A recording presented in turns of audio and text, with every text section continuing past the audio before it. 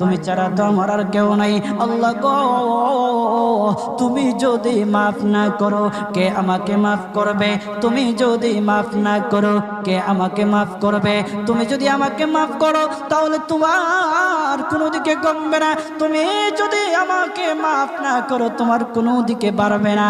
আল্লাহ গো, তুমি আমাকে মাফ করে দাও। সারাটা জীবন অন্যায় কাজ করেছি, সারাটা জীবন নাফরমানি করেছি, আমার কাছে কালেমার দাওয়াত কম আসে নাই, আমার কাছে কালেমার দাওয়াত কম আসে নাই, আমাকে লোকেরা কম বোঝায় নাই। ওগো আল্লাহ, তুমি আমাকে মাফ করে দাও। মাফ না করলে কোথায় যাব, কার কাছে যাব?